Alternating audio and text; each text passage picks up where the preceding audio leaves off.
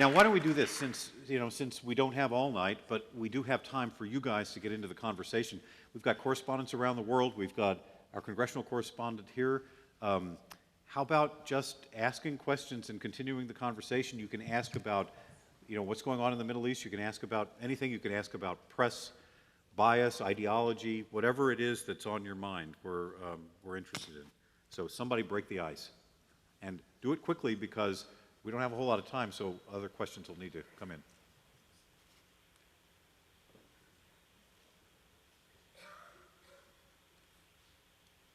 I'm sorry, I should have pointed out there's a microphone back there that you'll have to queue up for so that everybody can hear it and it gets recorded. And this one? The one on the left, yes. Over there, please? Yes. On your left. I'm sorry. I like being on the left. That's great. Thank you, Mr. Yema. I also loved your presentation on NPR yesterday, the hour-long conversation. It was like sitting in the living room with you and listening to you and the commentator. And you didn't go to sleep. That's great. It was My wife just always great. does. We loved it. It was wonderful. I do have a question, and maybe to Gail. I love the daily news brief. I read it every morning. I take those topics and think about them all day long. A couple days ago, there was an editorial right after the State of the Union address. It left me very unhappy. I nearly wrote you a letter, Mr. Yema, but I didn't. I thought, I'm going to wait till Friday night. And it was that this is not a Sputnik moment. And then it went on and talked about how Obama had praised Korea for their progress, India for their research and development, China for their growth and economy. And then it said in black and white in one sentence, President Obama loves other countries more than America. And I thought, how could anyone ever say that about any president of any country? Am I going to say about Sarkozy that he loves America more than he loves France? This was a Monitor editorial? This was a Monitor editorial in the Daily News Brief, and I thought, this is not to bless all mankind. Well, this I'll have is to take injuring. a look at it. I don't know that I quite believe that that's what we said. I'll have to look at it. Well, I saved it in my little, mind here to talk about it tonight. It seems uncharacteristic of what we would say. Absolutely, absolutely. And it's not that I'm on the left, but I am. But I just feel that we support the man in the office. Of course we do. And by the way, let me just say, let me establish the facts first before we go on with this. I don't know that we said that. So I will say this, that we do support government, we support the idea of government, we support, editorially, we support the president, we support great leadership. So that is uncharacteristic, and I think we need to look at the facts before we kind of start to really, make a point of this. I'm not sure we really said that. And the other article that just inflamed me this week was in the printed Monitor, I guess of this week. It was the Monitor with the cover of Obama and his speechwriters or whoever in the White House. But it was a commentary, so, take it for what it's worth, but by a law student, and just absolutely slamming the present administration, and talking about Obama, a man of no morals and in no values. And I thought, again, it was just not characteristic of the Monitor. Yeah, again, I just have to look at it. We'll have to pull it out and look at it because I don't really believe we said it that way. I believe you're dropping context out of this. So let's take a look at it, okay? Well, I wish you would, and I would like a dialogue with you on this. I'd be happy to do that. Do you have any predictions about what the protests in Egypt and Tunisia will, or if they will change the Middle East at all, and what do you predict that they will change? Hey, Scott, I think that one's for you.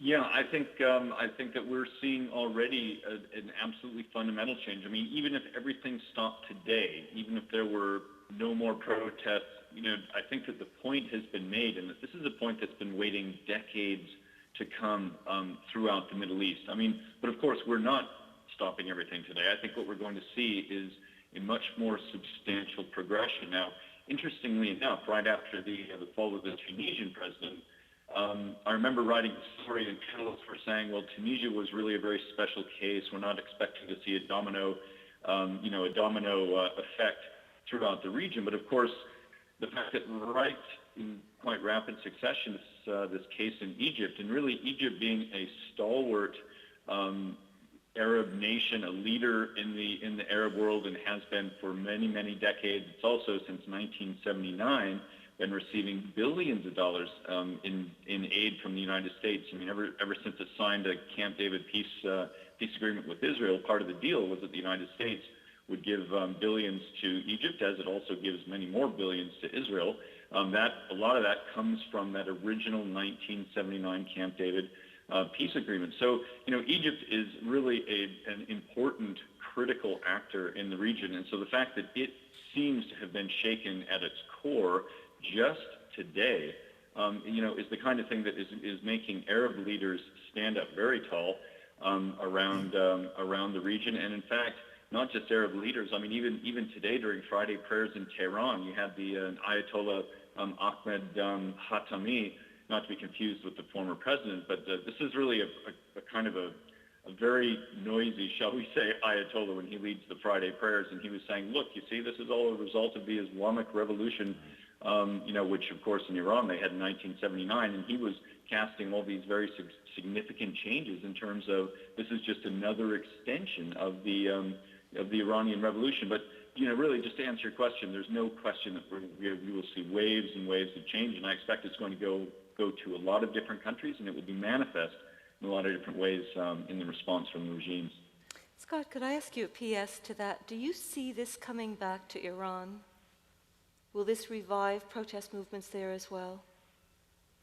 Well, it's interesting. There's been a lot of analysis about how this dynamic is playing in Iran, and how it was that the Iranians themselves, and I think there's a lot of consternation in Iran about this, how the Iranians themselves were able to pull off such an extraordinary revolution as the Islamic Revolution in 1979, and how, fast forwarding to 2009, and really, Iran wasn't able to pull it off. You had a huge protest that was going on for weeks back in mid-2009. People were protesting the kind of reanointment, if you will, of President Mahmoud Ahmadinejad for a second term. They declared this a fraudulent vote, and they took to the streets. And of course, we saw on television, the violence of that. I was there those nights, and it really did have an amazing feel of kind of history in the making. There's no doubt the history was in the making that night. I mean, one of the most kind of spine-tingling events I think I've ever witnessed is, after hours and hours of watching these street battles going on back and forth on the streets of Tehran, very late at night, all of a sudden, somebody, just one voice, someone started to cry, Allahu Akbar, God is great. And in Iran, this is a very loaded term, because it was one that was used to galvanize revolutionaries prior to the 1979 revolution against the pro-West Shah. People would climb onto the rooftops and shout Allahu Akbar as a sign of really protest against the regime. So to all of a sudden have the Islamic Republic of Iran and having people shouting Allahu Akbar, meaning this regime needs to go. I mean, that's how they were making a political statement that way. That call was picked up from person to person and from street to street across Iran. And in every single evening for the next several weeks, you had these incredible scenes of people on their rooftops shouting Allahu Akbar. So, the fact that the Iranians ultimately were not able to pull off a new substantial political change, and in fact, the fact that hardliners are still in control there, is something that many Iranians are really not happy about. And then when they see Arab nations, who, of course, Iranians being Persians and also being Shiites, have often traditionally looked down on Arab nations, to see Arab nations actually pulling off real live revolutions kind of in their same state, it really goes to the Iranians are right in the sense that they created an initial template, and many revolutionaries since then have been energized by that template. But I think we also need to look at each one of these current, street protests and revolutions, if you will, at least one so far, on their own terms. Great. Next question, please. Hi. I'm interested in some of the comments that were made about the change of mood in Germany and this idea of a new Hansa, of a north-south split that crystallized a lot of thought for me.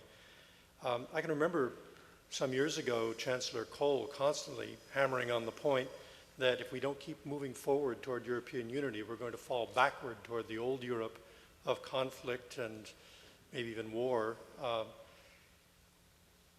Are we saying here that Europe could become unstable? What do you think, Bob?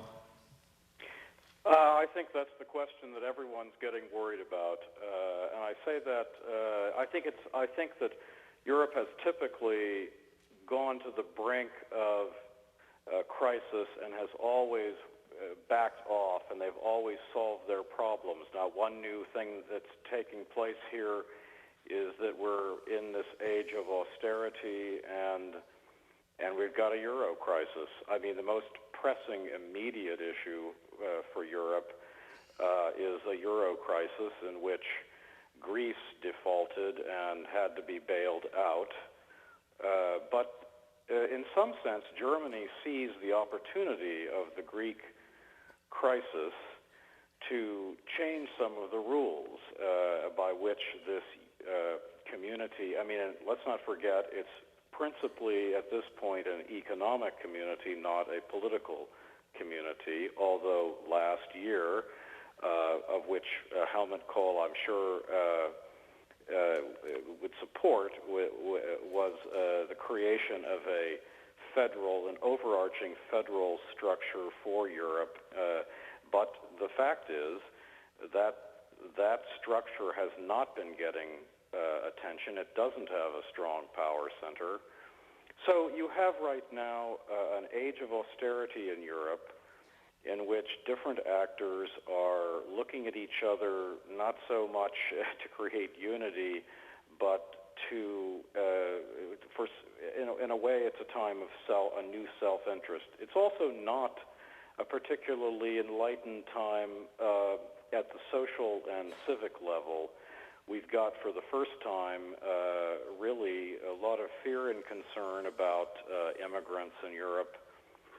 We've got what I've been writing about a bit is a anti-immigrant, anti-foreign, anti-Islam element that has really transmogrified from the far right, or let's say it's mostly the kind of anti-immigrant sentiments have mostly been on the far right in Europe. That's historically a fact. But now we see a new kind of discourse in which the Islamic anti-immigrant element is becoming kind of insinuated into mainstream politics. You have in Holland, you have in Denmark and Sweden and Austria and Switzerland, now in France with the discourse of whether you should have a full-length veil worn by Muslim women to be banned in public. And many other issues like this, kind of a surly feeling about cultural clash and the future of kind of, is this the Europe we grew up in anymore? That's the mainstream feeling. And in fact, you had, I think it was last week or the week before, the main, a member of parliament in Britain, woman, Muslim, in Cameron's own Conservative Party, in fact, arguing that matters had gone too far, even in Britain, which probably has the most liberal and tolerant kind of melting pot approach to ethnic integration, saying that being anti-Islam has now passed the dinner table test. In other words, you can speak about Islam or Muslims in a derogatory fashion, and that's just acceptable now. Now, she got a lot of criticism about this, but in some ways there's some truth to that at the popular level. So in the Eurozone crisis, in a drift away, but there's a drift between the Europe and America that is somewhat alarming, and it's not something that either side wants, but it's something that's happening. It's happening in an age of austerity. In fact, I think it was 2 days ago, a very significant, I consider a brilliant woman, named Konstanz Stelzenmuller, who runs the German Marshall Fund office in Berlin, wrote a piece basically saying there's a transatlantic drift, and it wasn't particularly a significant or compelling article in the content, but it was the fact that this woman, who has been one of the arch enthusiasts and optimists about Euro-American relations, transatlantic relations, has now turned quite pessimistic. She's arguing that there's too many forces at work in the society in a Euro crisis, in which the government of Ireland fell this fall in needing a bailout, and Spain and Portugal are both possible defaulters needing a bailout, and with this kind of churn taking place, there's not a lot of leadership among European leaders calling for a European project of unity. It's become a time of more nation-state self-interest. The old Europe we've been talking about, that we grew up with, is described as somewhat too idealistic, too unrealistic, and so you have. I think Helmut Kohl, who you mentioned, the German president that worked with George Bush to create unification. I'm not so sure if he were looking back from 1989 to the present. I think he would understand what's happened, but I'm not sure he'd be entirely happy with it. Interesting. Yes. For the congressional correspondent. Yes. Are there any workhorses in Congress who are interested in achieving what I would characterize as balanced solutions to the fiscal problems we face? Are there, in your description of the freshman class and so forth, and what they're about right now, you emphasized budget cutting exercises for the most part. But we know that there are legitimate functions of government that the electorate does want. And to sustain these in the long term, there will be a need for tax increases. Certainly there is waste in government spending, and that needs to be cut.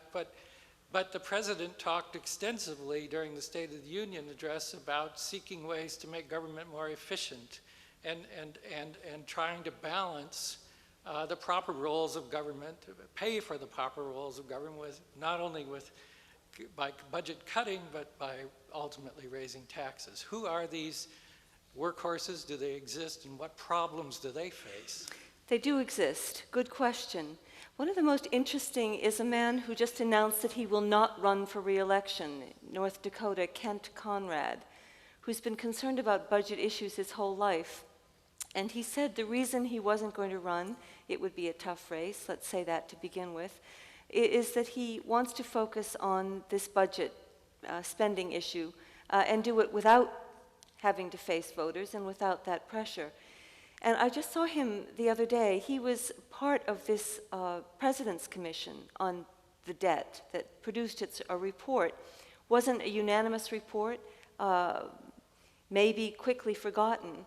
But what's interesting is that the members of Congress that worked at it, including people like Tom Coburn, very far to the right from Oklahoma, they got the message. They really did work closely together. And Conrad said the other day that they're continuing to meet behind the scenes. Now, they haven't given themselves a name like Gang of Eight or something. That's what you do when you want to be covered. They don't want to be covered right now. They want to see if reasonable people can get together and quietly figure this out. Because as Conrad said to me, he said, I've been warning about this cliff we're coming at for a long time. We're there now. And even though there are, I defy you to find people as far apart as Tom Coburn and any Democrat, but they do, they know that this is a desperate time. And that it's not a time to just go to the press and denounce your colleagues. It's a time to come up with something. And at the last budget meeting, hearing this week, Conrad said publicly You know, they had hoped that the president would come out with a clarion call for how to go forward, and he didn't. He had, you know, something on this hand, something on this hand, but, you know, nothing that the members of Congress felt was up to the needs of the hour. And he said, I think we're going to have to do it ourselves. And that means, as you said, workhorses behind closed doors. I mean, people like Paul Ryan, who has a dramatic series of cuts. He's, you know, basically moving Social Security and Medicare toward privatization. But even he sees that there are functions that government has got to do. Anyone who lived through Katrina knows that you don't just leave the private sector to figure out what to do with a natural disaster of that magnitude. You don't look at the bridges or the highway systems in this country and figure that every little town is going to be able to figure a way to patch their section of the, you know, rotten interstate. There are functions that government has got to do. We do have the retirement of a baby boomer generation. We do have serious health issues that the health bill that we just passed may be inadequate to solve. And I have never seen this in Congress before, where, you know, members are literally avoiding the press because they think it's too serious to politicize this, and we have to figure out what we can work out behind the scenes. I would recommend, you know, if you're interested in pursuing this, go back and look at that Debt Commission report and pay attention to the members of Congress who were on it. Because even though they didn't agree in signing the final report, they did agree that the issue was urgent enough to continue working together. And it seems to me that they are working across party lines at this point, and quietly, which is a really good sign. Right. Yes. I'm going to tone it down a notch and take the amps from 11 to 10, and I'm going to ask a question as a journalism student. If you were a Greek warrior and your weapon was decided by what your skills and abilities are as a journalist, what would be your most useful weapon and why? John.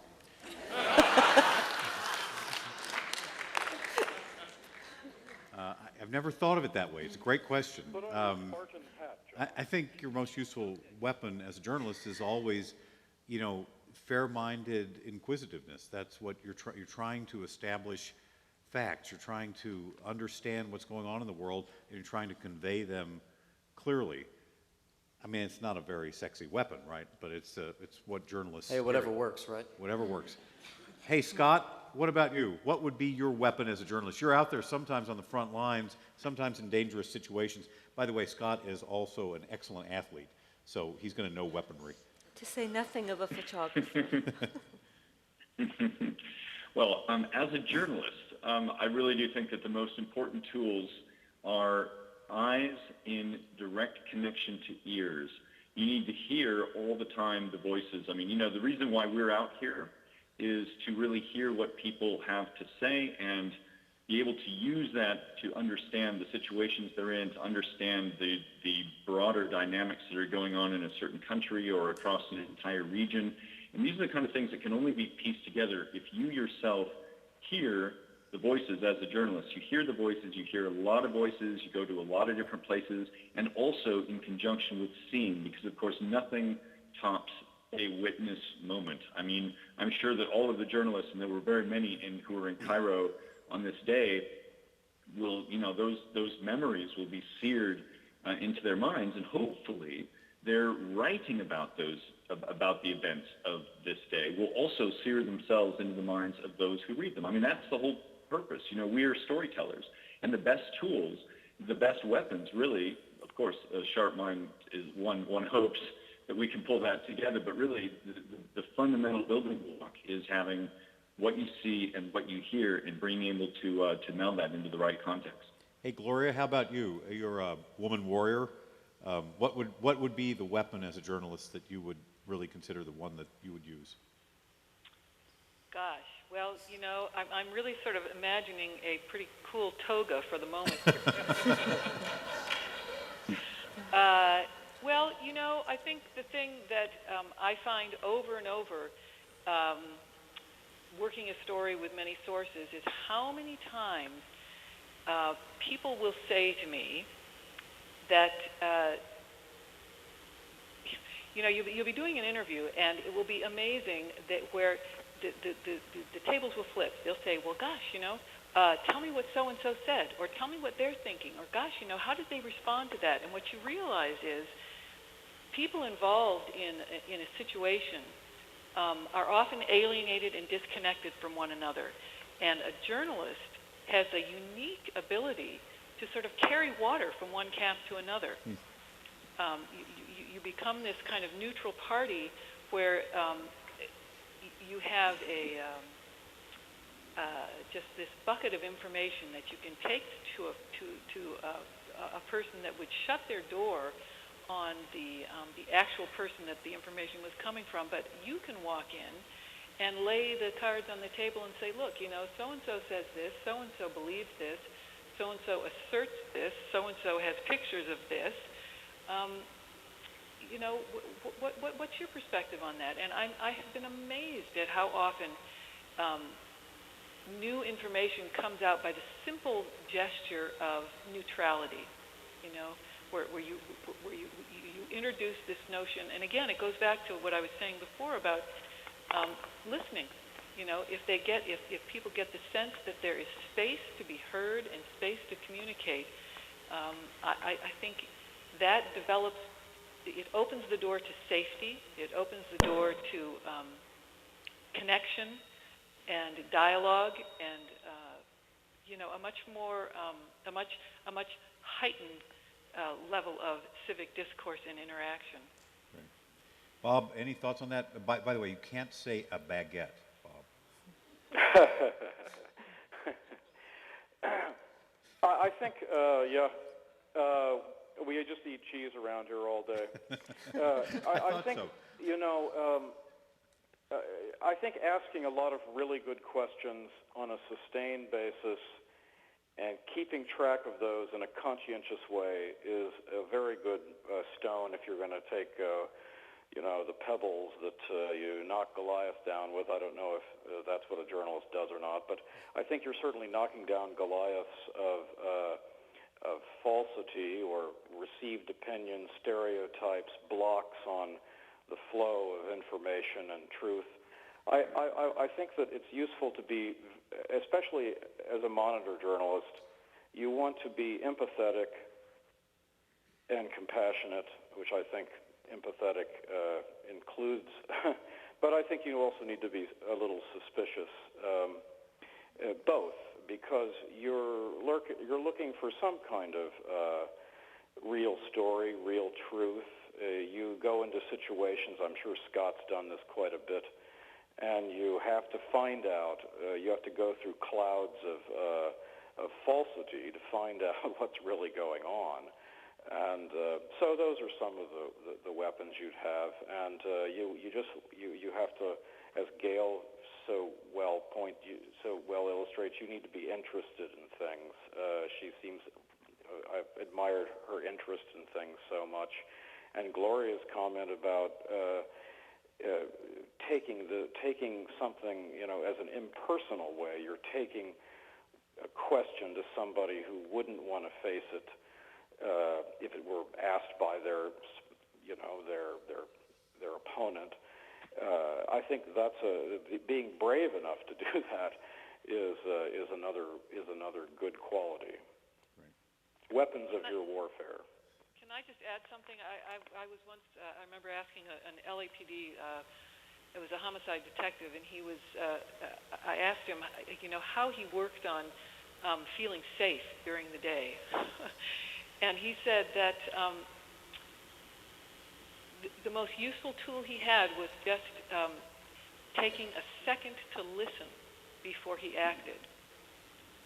And that allowed him to get a sense of being in the right place, being where he was supposed to be, responding to whatever needed to be done. And the only way to do that was to just have that split second of listening. So I have sort of a theme here from the media, which is, encouraging a culture of listening rather than noise and talking all the time. And I think that for a journalist, it's the same thing.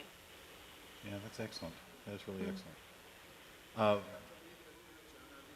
was going to take that one last question just because it's been standing so long. So we'll take one more, okay? Thank you. My question is very similar to his, and it seems two things. One, that we have people we have conversations where journalism tends to be he said, she said, and I'm wondering, what is journalism's role to say, yeah, but they've got it wrong? You know, rather than just reporting this is what the Democrats said and this is what the Republicans said, what is journalism's role in saying, yeah, but this they've got it wrong? And the other thing that I'm concerned about is there seems to be more and more, I don't know if this is actually true or not, but it seems like there are more and more members of Congress who actually don't know the facts. And they go and they make these statements and they do these things. And what is journalists' role in pointing out to the public that what this member of Congress said is factually inaccurate? I know we do that in the editorials, but I mean in the actual articles of saying this person had it wrong. Well, I mean, if it's, to me, if it's a journalist's mission is to try to establish facts. In fact, you know, we do this at the Monitor all the time. There are even other journalistic organizations. There's an organization called PolitiFact. There are people who do truth squatting and fact checking. It's not their point to say you're wrong. It's their point to say, he said this, here's what we know to be the objective fact. Right. As best we know it. And that's what we're always trying to do. Look, you know, always keep in mind that when we have a world of, you know, what was it Gloria said, 17 million bloggers per day. I mean, we have so many people blogging. We have so many people talking. We have so many people asserting things. We have a lot of opinion. And then we have, and I have no problem with opinion. Opinion is very important. And people may have different opinions. And by the way, when you are dealing with opinion, you must be balanced. You must try. Right. You need to do that over time. Sometimes you can't always do it in the first breath of opinion, because you sort of have to give everybody time, but they can't be saying it out of the same mouth at the same time. But with the journalistic function, which is to say the reportorial function, the work that people who have sworn to be journalists, to try to establish facts, they are people who have personal opinions, because we're all human. We have personal opinions, but they work very hard to get those opinions out of the story. They work very hard to establish the objective truth of something. And it's always imperfect, and they always fall short. But the role of the journalist is to try to do exactly what you're doing, and not to simply say, to point a finger and say, you're wrong. Well, yeah, I didn't mean wrong. No, but they had the wrong facts. Yeah. Well, you know, it's always to try to redirect. Gail, what do you think? Going back to the weapon question, the way I would have answered it is what I would say to you too. There is tremendous power in the ability to ask a question. And, you know, journalists on Capitol Hill, we talk about this all the time.